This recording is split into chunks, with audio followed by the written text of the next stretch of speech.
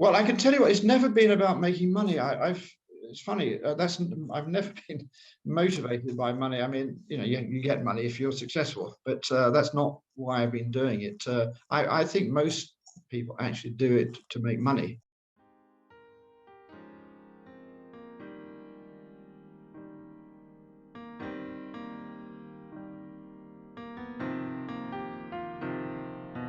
It is my great honor to have you as my guest, David. How are you today? Welcome to Fine. I'm pleased to be with you, Chitra. Thank you. It's my pleasure. I'd like to start off with your childhood. What is it that you wanted to do as a kid? My family had a strong, my mother in particular actually was a strong influence on me and with my brother as well.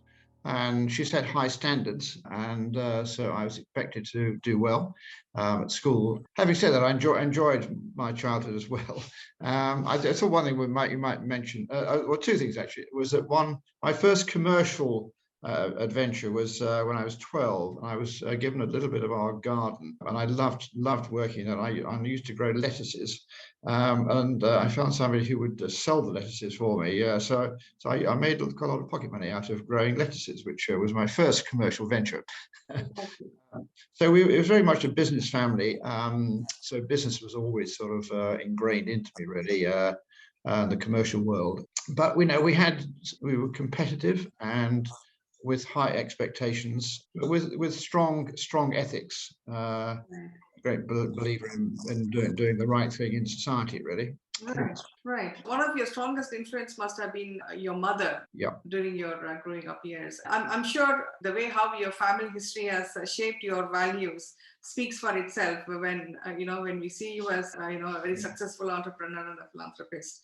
Wonderful to know. What did you actually want to do after your college? Yeah, well, I read law at university. I was sort of thinking about going into to be a chartered accountant, actually, was what I was considering, and then probably going into business. I got married very young. I was engaged while I was still at university, actually, and married immediately afterwards. And then we went to live in Canada for a year, where I learned the woodworking business. I was effectively an apprentice wood machinist in a factory in Toronto. So I learned the sort of woodworking business. And then when I came back from Canada, my father, my brother, my older brother, suggested I might go to the business, the family business, which I did. I had got married, say early. Was penniless, as you are at that sort of age, and I badly needed a job, really. So I went in there for a bit, still thinking about doing accountancy. Enjoy being in the business and stay there, basically. So you were mostly inclined towards joining your family business, or it was something that you wanted to do on your own? I really didn't think about going into the family business, actually, and I did want to do things on my own. But actually, when I came into the business, I did do things on my own, actually, within the structure of the business. I went through a training program doing every single job in the business. Sort of stacking timber in the timber yard and working in machinery, and then becoming a salesman. So I had a good grounding. And the business at that time was quite small. There was an opportunity to sort of make that business more successful. And I was working, so my brother was in the business as well. And so we worked together, and it seemed sensible to develop that business, really. But I changed it fundamentally. Over the first 15 years when I was working there, let's say. So it became my business. I did really effectively start the business, and it became later on, even though I was in a business at the beginning. Right. So when you started, I understand that you have a family business which was established from 1857, yep. 1867. Yes. Yeah, so, that's right. Great grandfather. Sorry. It was my great grandfather in Coventry that started the business. Yep. Right. So what is it that you take back from that when you look back now? How has that shaped you? Yeah, it was actually, funny enough, it was quite tough coming into a family business. You would think it would sort of be easy, but it's not, actually. I think quite a few people who had been working for my father sort of resented this sort of rather annoying young man sort of coming into the business and taking over some of the things that they had been doing. So I found it quite tough in the early years, and the business was not in great shape either, actually. And when I became the factory manager after about 3 or 4 years, I had to really sort it out, and it was quite punishing. I had to part company with quite a lot of people, in order to get the business going properly. I've always sort of worked to very high standards myself. I expect a lot of myself, but I do equally expect a lot of from people who work for me as well, in the right way. I'm actually a pretty easygoing employer actually, but I do, and I like to lead by example really, and so I do set high standards and drive myself actually, and I like to see people following me, which I think usually they do in the right spirit. Fantastic. You are the chairman of the Coventry City of Culture Trust. I remember I had the privilege to be with the group of members during our initial meetings when we used to meet at Coventry University. So thank you very much for having me there. It was such a successful campaign, and now we have Coventry is declared as a City of Culture 2021. So what is it that you are most proud of from your time as the chairman of the Coventry City of Culture? And what is it that you did there which will have a lasting impact? Yeah, two good questions. I mean, first of all, it was a question of winning the bid. I mean, I put together actually the team that back in 2017, I suppose, 2015, sorry, 2015. I put together the team that then went on to make the bid, and it was intensely competitive. There were 13 cities bidding for it, and it's a big title. It's worth a massive amount to the winning city, and I put my heart and soul into it actually, and I worked because by that time I had retired. Whilst I remained chairman of our family business, I retired as actively an active role. So I was really full time on it for 3 years during the bidding stage. So I suppose the first and most important thing actually is winning the bid, because in itself, what that follows from the successful winner of the title, is a massive amount of investment into the winning city, but also sort of social benefit, and working with all our, as you know, Coventry is a very diverse city, and it's been a significant ambition of mine and my colleagues that we make sure that that the benefits of culture go to all of our communities, which hasn't always been the case in the past, actually, where I think they've probably been rather too much focused on more sort of middle class, wealthy sort of audiences. So it's a combination of bringing economic benefit into the city. And we can already identify something like £200 million worth of investment that's taken place in Coventry that wouldn't have been there otherwise. I think the particular outstanding thing for me actually is the recent announcement you may well have seen about the art collections of the British Council and the Arts Council, which will be coming to the IKEA building, which is going to be transformed. I mean, this is going to make Coventry one of the most important cities in the world for its art collections. That each of those collections has 8,000 works of art, so there's 16,000 works of art of the highest quality from British artists from sort of 1945 onwards. And a lot of it will be sort of storing the collections, but the point is we will then be able to use those works of art in exhibitions, mainly at the Herbert Gallery. The Herbert Gallery has a modest collection of permanent collection, but the quality of the works of art that we will have in the city will enable us to stage the most amazing exhibitions. And I think people will come in from all over the world forever, because these are here forever. They're permanently here. So it will make Coventry, and this is the Herbert, obviously, as you will know, is right alongside the cathedral, and the cathedral has some very important works of art as well. Another sort of side ambition has been St Mary's Guildhall, which you know, I'm sure, is the most fantastic early medieval guildhall, supposed to be the finest outside London. But it hasn't been very easy for visitors to go to it.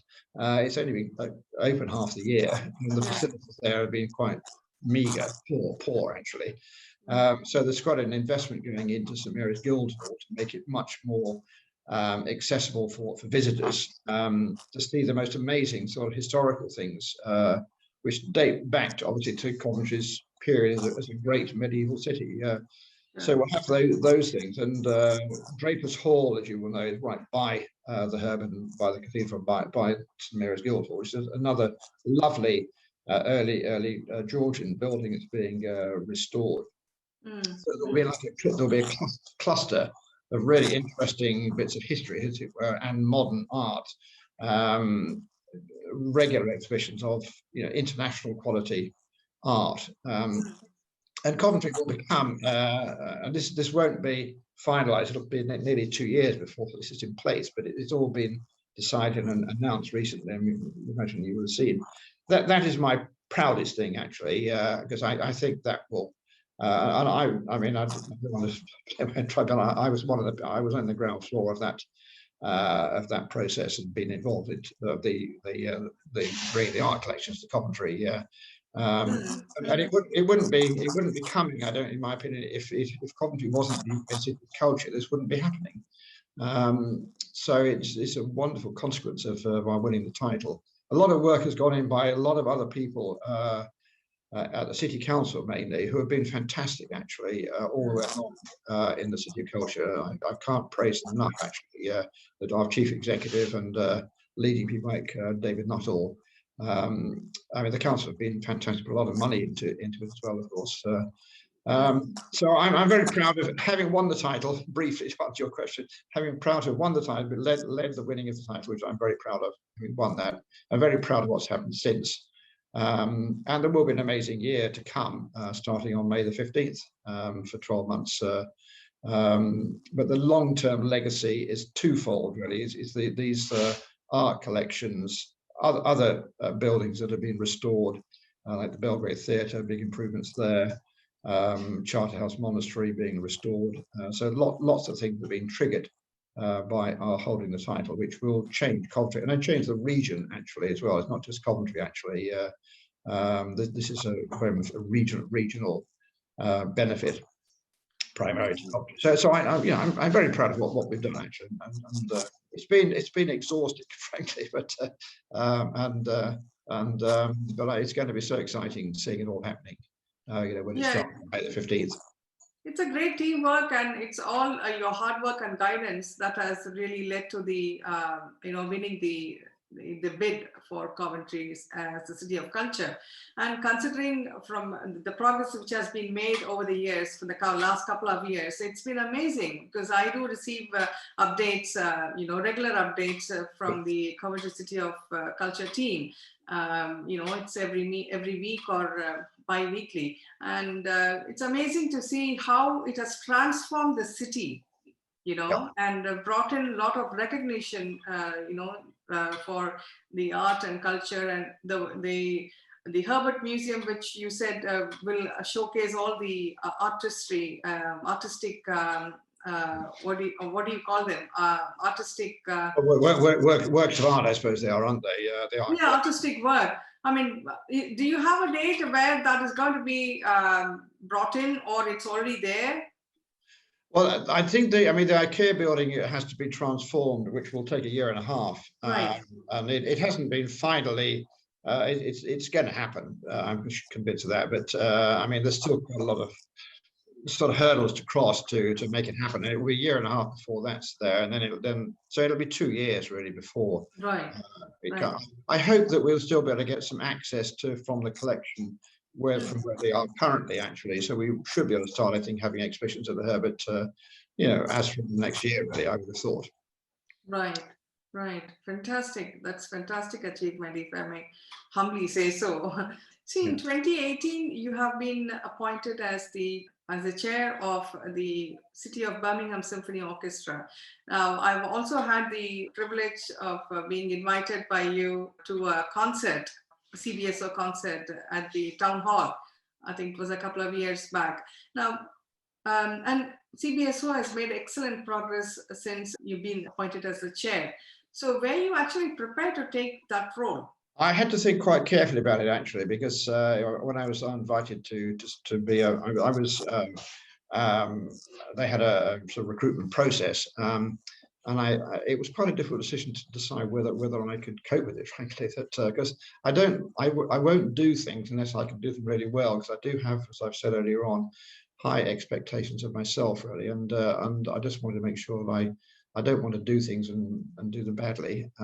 But you know, it's such an important organisation in the region, and it was at the time we had just won the title actually in Coventry, and so I thought, you know, we would be employing some people in Coventry to run it, which we have done obviously, who are great, doing a terrific job. That I would have time to be involved in CBSO, which I have done, and I've thoroughly enjoyed it. It's a fantastic organisation. You know, again, world scale, as you know, Chitra. I mean, we in the times we've been able to do so anyway. You know, we tour in Europe a lot, and we were going to go to America actually last autumn, but obviously we couldn't do because of COVID, obviously. So I'm delighted to be involved in it, and I'm thoroughly enjoying it. And I hope that I'm helping them, which is what's the important thing, really, isn't it? And it's obviously, like with Coventry, it's desperately difficult during this sort of COVID period, and very, very frustrating. I feel very sorry for the musicians actually, because you know, we haven't been able to do very much. We've started now doing more filming, which at least means they're playing again. And we're using the films actually quite in useful ways, actually, in care homes, for example, and in communities. So I'm delighted to have been involved. It's at times it's been a strain, but it's been extremely well worthwhile. Yeah, I'm sure, because the most affected sector is the art sector because due to the pandemic. It will take some time for the industry to revive, you know, post the pandemic. Yeah, let's hope for the best. You are a successful entrepreneur and you are a philanthropist as well. And I know that one of the rooms or concert halls in the Belgrade Theatre has been named after you. What exactly is your giving pledge?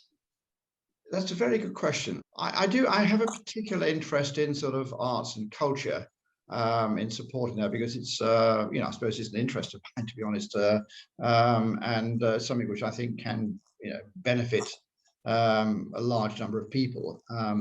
So I think it's to bring the benefit of culture to a larger number of people, and to have the best possible facilities. In the case of the Belgrade Theatre, I was very involved in the Royal Shakespeare Company's transformation as well, and obviously with the City of Culture now. So I think it's to bring the benefits of culture to the widest number of people possible, but in the best facilities that can be afforded and established. Fantastic. Yeah, to engage wider communities. Yeah, bring them together through arts and culture. Yeah, and also to achieve sort of very high quality standards. I think that's really important. Yes. And I mean that takes money to, you know, to enable the best possible artists do need finance, as it were, to enable them to achieve high standards. So a lot of my role has been either giving myself, which I, you know, have done, but also to encouraging other people to give as well. And I think, you know, I've raised quite a lot of money, you know, to help, well, the Belgrade initially, and then the Royal Shakespeare Company, and more recently the City of Culture, and then the Birmingham City of Orchestra. So sort of done quite a lot of fundraising from other people, as it will. But I would never ask anybody else to give to something unless I was going to give to it myself. So I want to sort of lead the way, which is a lot of what I've done, really. Fantastic. That's amazing. Now, with the current easing of the lockdown, what do you wake up excited to do next in your life? Are you willing to take more risks? Yes. That's good. That's good to know. Well, I suppose I'm dying to go to concerts again in Birmingham, and see music, so live music again. And obviously, like, dying to go and see the events in the City of Culture in Coventry, you know, from May onwards. I will be there on the opening day, and yeah, I will definitely take risks. You know, I have had the benefit of having the vaccination, and I think probably without having the vaccination, I might not take the risks actually. But having had the vaccination and the other one to come, um, I'm confident those vaccinations work. Sure. And will sort of protect me and in turn my family as well. So yeah, I'll be there, absolutely. First chance, I will be there. Fantastic. We are all looking forward to all these in-person events to see in person, right? So it's been a long time now. Looks Absolutely. like, yes. So let's hope.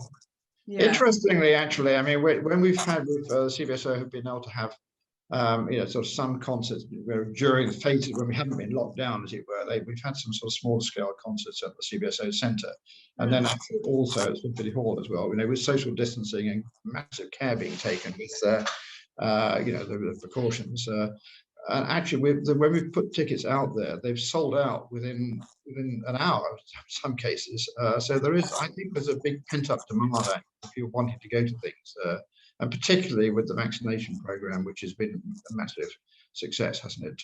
Absolutely, there is no doubt about that, and people are really looking forward to attending all these concerts in person. Yes, Yeah. You've received so many honors, and you've been the former High Sharif of the West Midlands. You were one of Her Majesty's Deputy Lieutenant of the West Midlands. What do these honors and titles mean to you, David? Yes, it's a very good question. I'm pleased to have been given them. I have to say that. I mean, it's if you achieve something, it's nice to have a pat on the back, I guess, isn't it? Which is what this is, really, isn't it? And that's not my reason of doing. I've done loads and loads of things for which I haven't received anything at all, and that's absolutely fine too. It's not the reason why I do things, but yeah, it's nice, obviously. Yeah, it is nice. Yeah, right. Nice to see those sort of things on the wall. It certainly motivates us, and yes, as you said rightly, like a pat on the back, we all need, right? And it certainly inspires us, motivates us to do much better than what we want to do, actually. Yeah, and actually, it does that for you yourself, and actually, in turn, then it encourages others, doesn't it, to achieve things as well. I think it's really important. I think actually. Absolutely. Not all entrepreneurs are successful to reach the level of achievements that you have achieved, David. So what makes you stand out from the others? How are you different from your peers? Well, I can tell you what, it's never been about making money.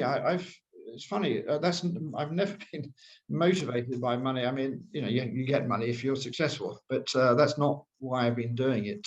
I think most people actually do it to make money, but that's, to me, has been very secondary, actually.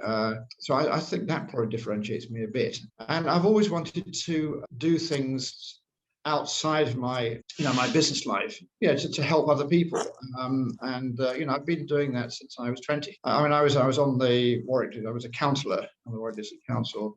We used to work all day, sort of, and then go to council meetings in the evening. And so I think I'm a bit different. That I've done a lot all throughout my life, actually, outside of my business life, in helping organisations. So I've had a more varied career. A lot of businessmen are incredibly focused on making money, and that's been secondary to me. Even though I have, realistically, I have probably been successful financially as well, but that hasn't been the important thing. And I've given a lot of it away as well. Yes, absolutely. Yeah. You're the chairman of your family-owned business, and you also sit on the boards of several other companies in the capacity of executive and non-executive chairman or advisors, right? Advisor. Were there other things that you didn't realize could be part of the job? Did you learn anything different from what you were doing? Yeah, no, absolutely. Yeah, I mean, as a non-executive director at the Coventry Building Society, actually for over 20 years, actually. And I learned an awful lot, a huge amount from, because that's an extremely well-run business. And, I got a lot of information from them, particularly, I suppose, they're obviously a financial services business and very highly computerized. So I learned a lot from them. And I was on the board of the Royal Shakespeare Company, and again, I mean, that's a very well organized business. I was on their audit committee, their investment committee. So I've learned a lot. You always learn from other people. I've done a lot of work with Warwick University, particularly the Warwick Manufacturing Group, where I used to lecture, actually, and as a sort of guest lecturer on business engineering. And again, I learned a huge amount from Warwick University. They helped me in my business a lot, actually. So yeah, no, I think I mean, this is in a way, I suppose, it's almost what being an entrepreneur is. It's learning from other people, isn't it? You see what other people are doing, take some the good ideas that you see elsewhere, Sure. and then transplant them into your own life, or your own business. It's been a great learning process, I'm sure. I'm very curious to know about, say, for example, you get a call from our Prime Minister, Mr. Boris Johnson, and he says he needs a leader who is efficient and a very successful entrepreneur and also equally knowledgeable in the field of arts and culture. And he wants you to join his cabinet and represent the arts and culture in the UK. What would be your response, David? Well, I'm a pretty mad sort of guy, so it would be yes, obviously, wouldn't it? I just wish I was 20 years younger. But, I would definitely do it like a shot. But I've learned a lot. I've done a lot of different things, and I've got a huge amount of experience. So the answer is going to be yes, isn't it? It would depend on the structure of the government, I have to say, whether I agreed with their policies. Sure. But which I don't always with our current government, I have to say. But the right prime minister and the right government, the answer would be yes. Fantastic, I'm sure. You have a lot of unique experiences, having worked in a family business for many years. You've held formal duties, such as the High Sharif. You meet so many men and women over the years, right, till date. And what are the leadership characteristics that you're looking for in them, and how do you identify to bring them through to the next generation? Very, very good question. Actually, I think a really good example actually is the chief executive of Coventry City Council, Martin Reeves, who I'm working very, very closely with. And I think that he's got certain attributes that I admire greatly. He's bold and courageous and determined, but honest and open. So I think one thing is in him, and more generally as well, is sort of having sort of clear objectives of what you're trying to achieve. Yeah. That's so important to be focused, to decide what your objectives are, and to be focused on them, sort of single-mindedly on what you're trying to achieve. I can think of other people, a number of other people like that. And I'd like to think that I do that as well. But I think the word focus, being focused, is something I've learned very much from my work with Warwick University, actually, with the Warwick Manufacturing Group, and being clear and trying to therefore communication, by the way, is another really important thing, actually, which is so important in any organisation, to make sure you are clarifying what your objectives are, but then communicating them very clearly to the people working in the organisation. So I would say that sort of clarity of objectives and communication and focus, those are the sort of words I think are really important. Brilliant. They're good takeaways. Focus, clarity, and good communication. Absolutely. Yeah. I asked this question to all my guests. What is it that matters most to you, and why? I mean, number one, my family. Absolutely. Very lucky we have 3 children and nine grandchildren, and my wife, obviously, fortunately. So, I mean, we have a strong family, and united family. Even though our youngest son lives in Kenya, actually, we have three grandchildren who are half Kenyan, which is fantastic. But no, the family number one, absolutely number one.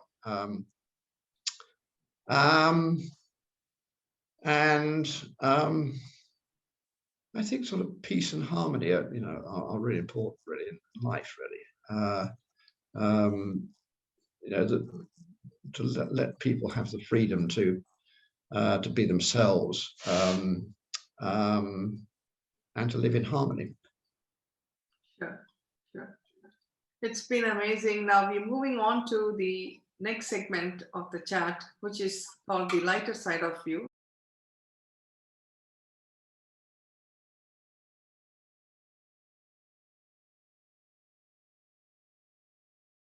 How would you describe yourself in 3 words? Balanced, I think. I'm a Libra. But I think I am a balanced person. Ambitious, humor. Favorite day of the week? Yes. I've told my wife about that earlier on this morning, actually. It's a hard toss between Saturday or Sunday. But I think probably Sunday. I think is my favorite day of the week. It's a peaceful, it's a quiet day. Sunday. Okay.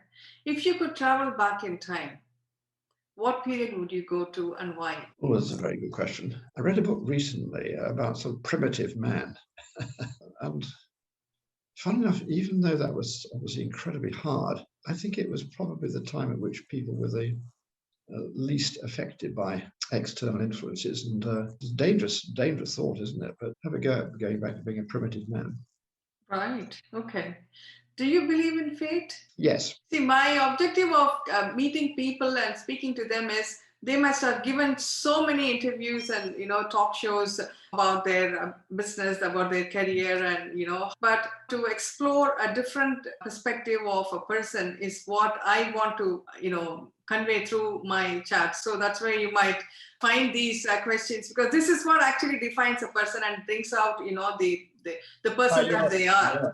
Yeah, bravo. I quite agree. You're absolutely spot on there, Shitra. Thank you. Yeah. Your favorite holiday? Kenya. Our youngest son lives in Kenya. We married a lovely Kenyan girl. We have 3 lovely grandchildren there. And we go in the winter. I've got a boat on the Indian Ocean. It's a very small boat, by the way. So I like sailing there. The water and sea is warm. And I love the Kenyan people, actually. They're lovely. They're lovely, happy, and actually surprisingly hardworking people. I say surprisingly, but they are hardworking people. Kenya, and particularly there's a place called Kilifi, which is on the Indian Ocean, on the Kenyan coast, which I absolutely adore. So I think that would be my number 1, actually. Right. How would you like to spend your time when you're not working? 2 things. I paint. I've learned, been to art school when I was sort of semi-retired. I went to art school 2 days a week in London, and so I like painting. Paint portraits. So painting would be one thing, and gardening. I've really during the lockdown for last year, I have loved working in the garden, and have sort of created some really interesting parts of our garden. So I'm really enjoying that. I find both of those sort of relaxing and absorbing. Really, I may add a third one. Oh, please. I've learned listening to music, actually, classical music and opera, which I've become to enjoy much more since I've been involved with CBSO, and I sort of I've learned more about it.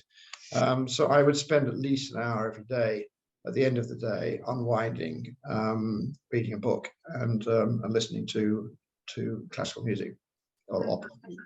That's very, very, very inspiring. Now, I'm coming back to what's your favorite book? Favorite book? I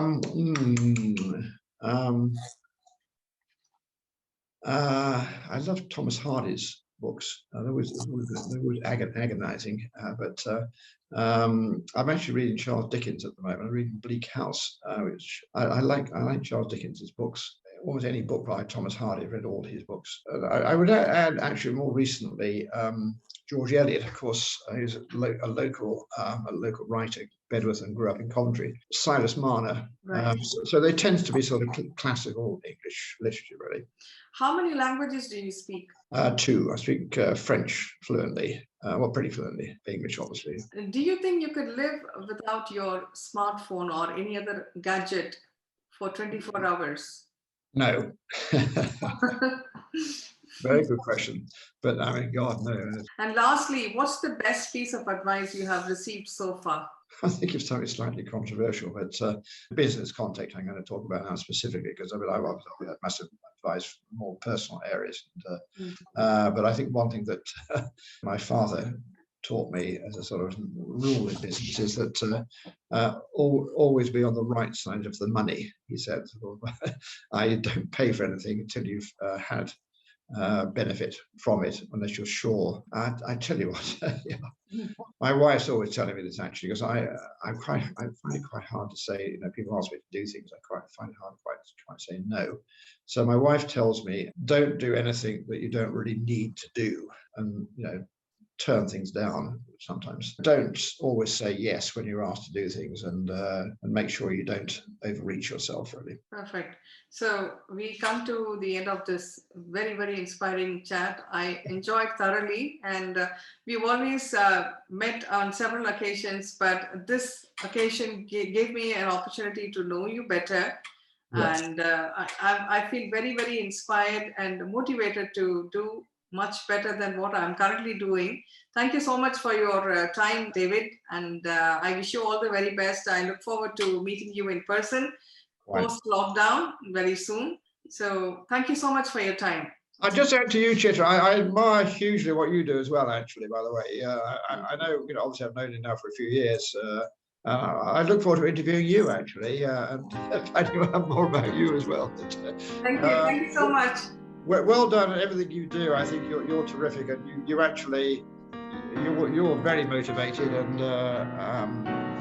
single-minded, but you do it in a lovely way as well, actually. So well done on all that you do. Thank you so much. Thank you. Thank you so much, David.